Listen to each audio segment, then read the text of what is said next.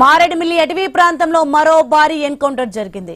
7 మావోయిస్టులు చనిపోయారు. మృతులు AOB incharge Metturi Jogarao alias tech Shankar, division committee సభ్యుడు, 5 యాక్షన్ కమిటీ సభ్యులు ఉన్నారని గుర్తించారు. మృతులు జ్యోతి, అనిత, షమ్మి, షైను, లోకేష్, సురేష్ గా నిర్ధారించారు. ఘటనా స్థలంలో 4 పురుషులు, 3 మహిళా నక్సలైట్ల మృతదేహాలతో పాటు 2 AK-47 తుపాకులు, 8 ఆయుధాలు స్వాధీనం చేసుకున్నారు. ఆ బ్రేకింగ్ చూస్తున్నాం మనం.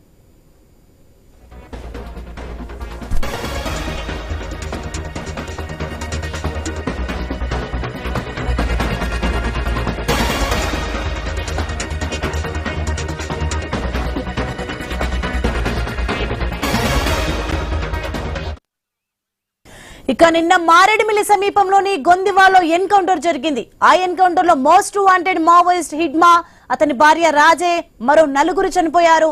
ఆ కాల్పులు ప్రాంతం నుంచి కొందరు మావోయిస్టులు తప్పించుకొని ఏవోబి వైపు వెళ్లినట్టు గుర్తించారు.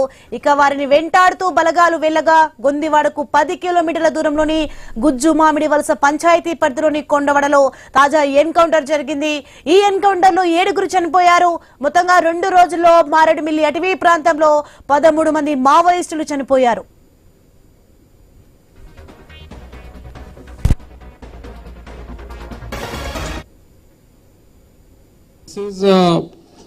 మారేడుమల్లి ఏరియాలో కంటిన్యూస్గా నిన్న జరిగిన దానికి అరౌండ్ 5-7 కిలోమీటర్స్ దూరంలో ఉన్నాయి. వీఆర్ ఐడెంటిఫైయింగ్, ఇప్పటి వరకు ఒక్కరు ఐడెంటిఫై అయ్యారు. ఎంతవరకు నేను అది కూడా టెంటేటివ్ చెప్తున్నారు మా వాళ్ళు. Because unless we talk to their every one concern వాళ్ళతో మాట్లాడే వరకు 100% చెప్పాను. బట్ టెంటేటివ్గా ఆయన అనిపిస్తున్నారు. మిగతా ఎవరు ఉన్నారో ఏమి ఐడెంటిఫికేషన్ కాలేదు. ఒక్కరు basically Metturi Jogarao alias tech Shankar Srikakulam నుంచి. This person is there from last almost 15-20 years నుంచి there in the movement. He left this place after continuous operations from there, and probably he would have come to revive the things again, as we are telling continue.